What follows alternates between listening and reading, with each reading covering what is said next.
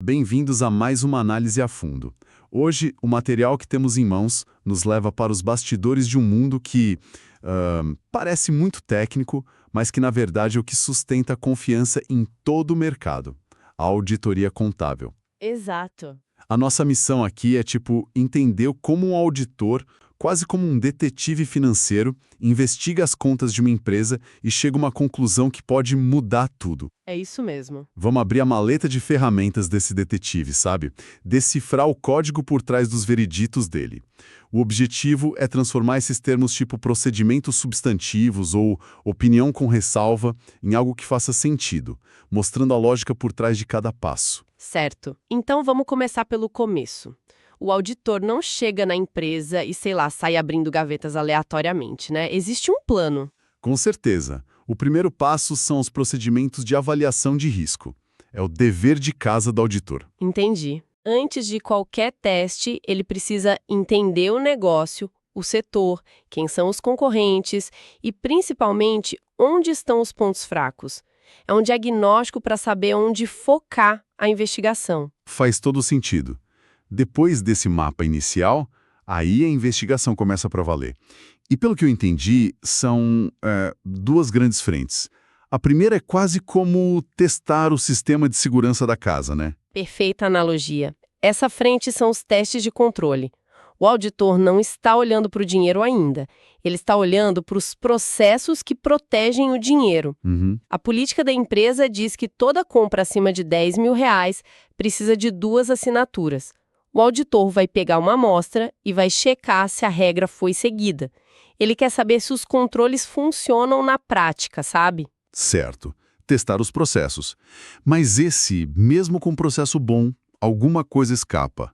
Como ele pega o problema que, digamos, já aconteceu? Aí a gente entra na segunda frente, que são os procedimentos substantivos. Ok. Aqui o foco muda. Não é mais o processo, é o resultado final. O número que está lá no balanço. O objetivo é um só: caçar distorções relevantes. E isso se divide em 2 técnicas. Exato.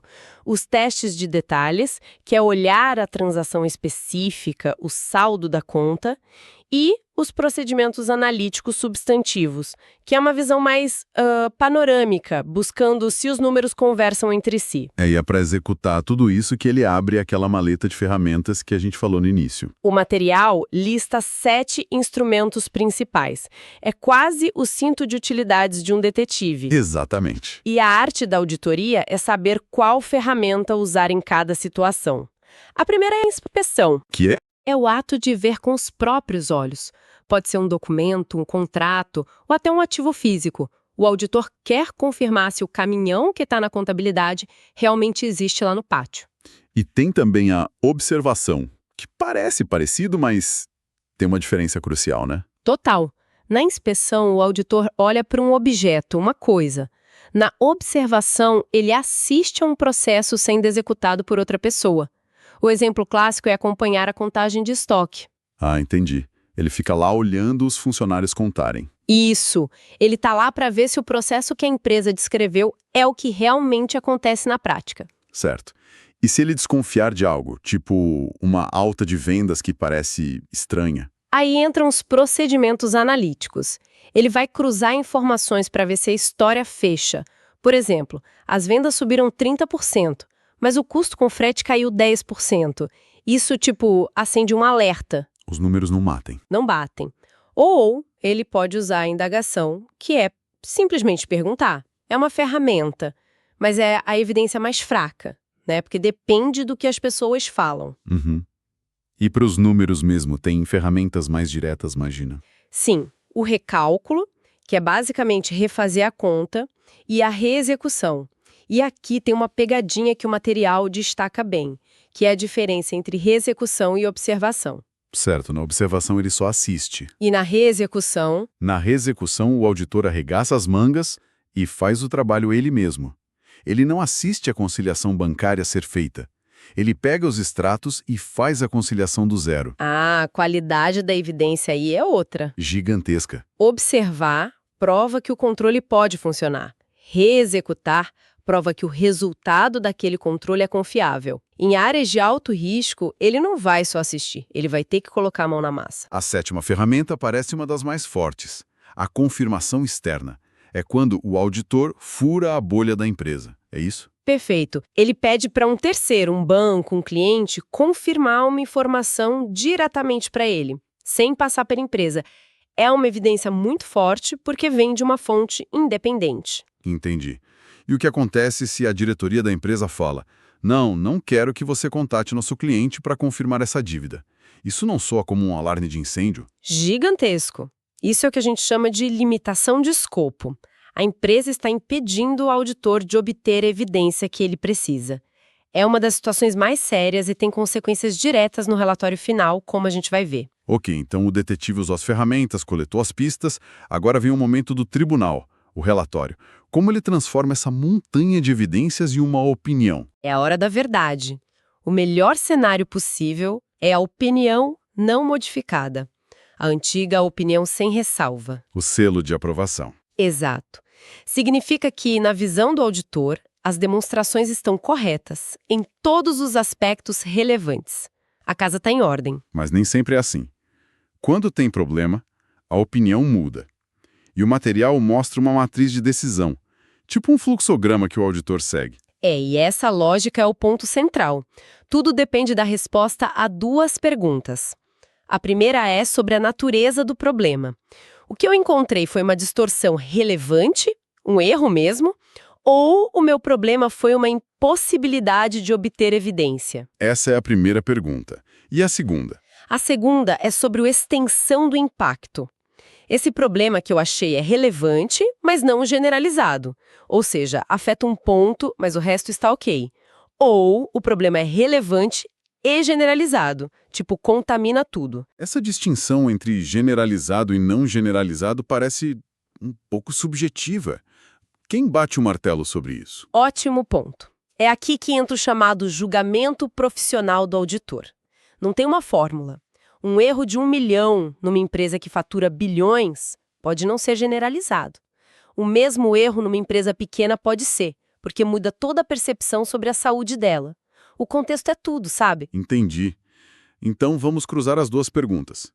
Se o auditor achou um erro, e ele é relevante, mas não é generalizado. Ele emite uma opinião com ressalva. É o famoso exceto por. Ele está dizendo, olha, as demonstrações estão boas, exceto por este ponto aqui que está errado. E se a distorção for relevante e generalizada? Aí a coisa fica feia. É opinião adversa, a pior de todas. O auditor está basicamente dizendo, essas demonstrações, como um todo, não representam a realidade. Estão erradas. É um cartão vermelho. Certo. Agora, outro lado da matriz. O problema não é um erro, mas a falta de evidência. Se ele não conseguiu a prova, e o possível efeito disso é relevante, mas não é generalizado... Também uma opinião com ressalva. A lógica é a mesma do erro. Não consegui checar este ponto, então não posso opinar sobre ele. Sobre todo o resto, parece estar tudo bem. E o último cenário. O pior de todos. Ele não conseguiu a evidência, e o possível impacto disso é tão grande que pode ser generalizado. Nesse caso, ele emite uma abstenção de opinião. Ele basicamente lava as mãos. Não é uma opinião boa nem ruim, é uma não opinião. Ele diz para o mercado, fui tão limitado no meu trabalho que não tenho informação suficiente para dar um veredito. Que para o investidor pode ser até pior que a adversa. Pode ser. A adversa te diz onde está o problema. A abstenção diz que tem tanta fumaça que não dá nem para saber se tem fogo. E além desse veredito principal, às vezes o auditor precisa adicionar uma nota de rodapé, um asterisco, mesmo quando a opinião é limpa, certo? Sim, e existem 2 tipos de parágrafos para isso. O primeiro é o parágrafo de ênfase. Ele serve para dar um zoom, um destaque, em algo que já está divulgado nas demonstrações da empresa, mas que é tão crucial que o auditor quer que o leitor preste atenção extra. Tipo o quê? Um exemplo clássico seria... Uma grande incerteza sobre um processo judicial que pode quebrar a empresa. A informação já está lá, mas o auditor usa o parágrafo de ênfase para colocar um holofote e dizer: ei, leitor, olha isso aqui com atenção, importante. Isso não modifica a opinião, é só um destaque. E o outro tipo? É o parágrafo de outros assuntos. A diferença é sutil, mas fundamental. Ele fala de algo que não está nas demonstrações, mas que é relevante para entender a auditoria. Pensa assim, o de ênfase é um holofote num ator que está no palco. O de outros assuntos é o diretor vindo na frente da cortina dar um aviso sobre o teatro. Entendi. E por trás de tudo isso existe a espinha dorsal do trabalho, a documentação de auditoria, ou os papéis de trabalho. Exato. É o diário de bordo do auditor. Tudo o que ele fez, as evidências que coletou, as conclusões. E a regra de ouro é clara. A documentação precisa ser suficiente para que um outro auditor experiente, sem nenhum conhecimento prévio, consiga entender o que foi feito. Então não adianta vir com, mas isso a gente discutiu numa ligação. De jeito nenhum. O que não está nos papéis de trabalho, para fins legais e de revisão, simplesmente não aconteceu. Explicação verbal não serve e esses papéis têm regras rígidas. Pertencem ao auditor, não à empresa. Para garantir a independência? Isso. Devem ser guardados por, no mínimo, 5 anos e o arquivo final tem que ser montado em até 60 dias após o relatório. E esses papéis não são só burocracia, né? Eles são a prova de que o trabalho foi bem feito. Se algo der errado no futuro, é ali que está a defesa do auditor. Perfeitamente. É a caixa preta do voo. Mostra o porquê de cada decisão. Em um mundo com cada vez mais responsabilização, uma documentação robusta é a sobrevivência do auditor. Então, recapitulando a jornada, a gente seguiu o detetive financeiro, desde a escolha das ferramentas, passando pela análise das pistas, até o veredito no tribunal e a organização do dossiê do caso. Fica bem claro que não é um trabalho de adivinhação, mas um processo estruturado. Exatamente. É um sistema projetado para criar uma linguagem comum de confiança, né? Agora, quando alguém lê uma opinião com ressalva ou um parágrafo de ênfase, vai saber que por trás daquele termo existe uma lógica e um trabalho de campo intenso. E, para a nossa reflexão final, essa discussão sobre a documentação ser completa, clara e permanente, isso levanta uma questão para o futuro. A gente vive num mundo de comunicação instantânea, de decisões tomadas em reuniões virtuais que não são gravadas, de conversas rápidas em aplicativos. Como a auditoria, que depende tanto desse registro formal, vai se adaptar para capturar evidências que hoje moram nesses espaços informais e efêmeros?